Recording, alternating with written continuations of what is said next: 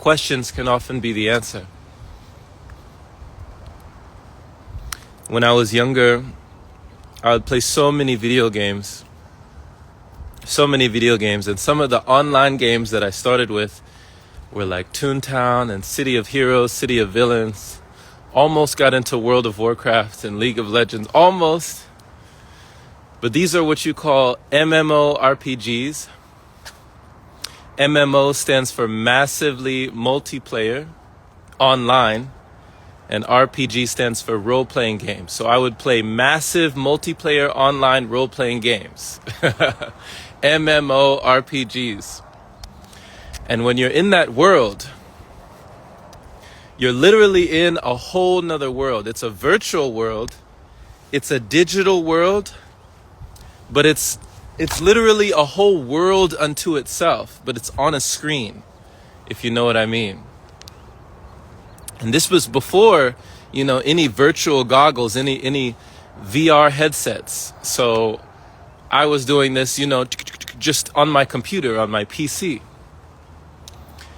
And, I'd be in this world, and I remember I was playing this game. I'd gotten this particular one called The Matrix Online. And they don't have it anymore. I'm pretty sure they don't sell it anymore. They stopped selling it, and the server stopped running, so the game doesn't exist. I played it during a portion of time where someone was actually running it, and it was actually, it was a nice game. But our computer was not nice. Our computer, the hardware, the software, the computer that I was running the game on was very slow. We had like a dial-up connection. You remember there would be a sound that the computer would make when it was booting up, when it was starting up. So we didn't have the proper connection to run this powerful game. And so I created my avatar. I customized all my settings. I created, the trench coat, the suit, the glasses. I had everything looking all cool in the Matrix style. And then I got into the game world, and it dropped me in, and I couldn't move. I was just like right here, and I couldn't hardly move. I just was lagging. Everything was lagging. The connection was lagging, and my character was like skipping. It wasn't even walking. It was like teleporting across the screen. So I realized it was useless to try and do anything. I couldn't go do any quests. I couldn't go do any missions. I couldn't go find any loot or level up my stats or my character. I was just there in the main lobby, in the main screen, right next to the telephone booth. So here's what I did. I said, okay, since I can't go anywhere, I'm just going to sit right here. And I typed in the computer, you could type in commands for your character to do different things. You could type in /dance and your character would start dancing. Or you could type in /laugh and your character would start laughing. So I typed in /sit, and I just sat my character right there in the middle of the street where all the other characters would log into their game. People with the good computers, the good connection that actually had the Wi-Fi or whatever to really experience the whole world. But I couldn't experience the things that they experienced, so I just had to watch them having fun. And I found out something.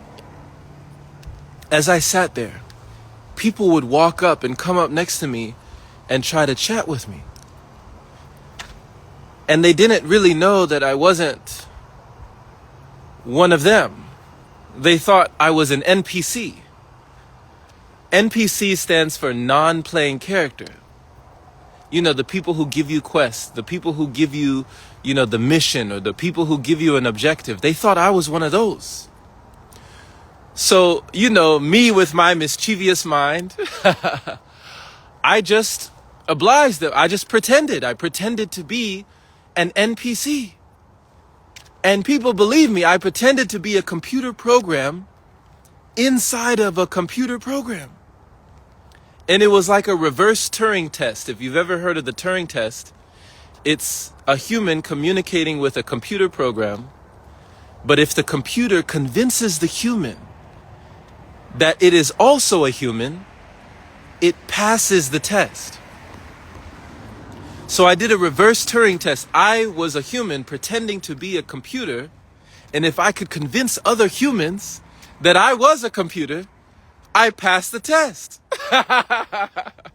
So here's what I did to try and distract people from the video game of that world in the Matrix Online. This is so interesting. I started to ask them questions.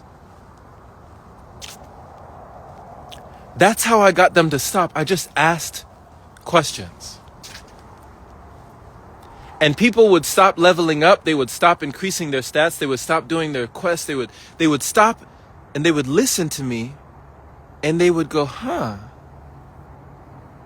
I never thought about that. I never thought of it that way. And I just kept asking them questions, and then they would give an answer, and then from that answer I would ask them another question, and then they'd give me another answer, and then that answer would give me another question. And it was like Socrates. You know, those Greek philosophers like Aristotle and Plato and Socrates and people from the past, the philosophers of the ages, the modern sages, right? You got people to ask themselves something they had never asked themselves, and they asked themselves, what did it really mean? And it started to develop me in a way to listen, to ask questions, and to realize that questions were the answer. Because all these people in this video game, literally and virtually, metaphorically and figuratively, they were just going out, just doing things, just doing. But they weren't really just being. They weren't asking, they weren't questioning why they should be doing what they were doing at all. And it was funny to me because if you don't know where you're going, you'll just end up where you're headed. So I actually became Morpheus in the Matrix Online. I became the one that was asking the one, do you want the blue pill or the red pill? You want to just keep playing this computer game? Or do you want to ask yourself, what's really going on? What do I really want? Am I doing what I am destined to do, what I desire to do, or what I'm designed to do? Is there something there? Is there something that I have not been aware? So you can be that glitch in the matrix for others, my friend. You can be the one that asks questions, realizing that questions are the answer, not just for you in your life, but in someone else's, right? You can lead people to their own conclusions, something that has been a splinter in their mind, prickling in the back of their perception, just combing through their consciousness. You can expand them to understand something that was always right in their hands. With one question. Through your questions, you can find lessons. Through those lessons, you can find blessings. And that can be the most authentic expression when you just ask questions. So thank you, my friend. Thank you for listening. Thank you for glistening. Share this with someone who needs to hear it. Keep that grateful, thankful spirit.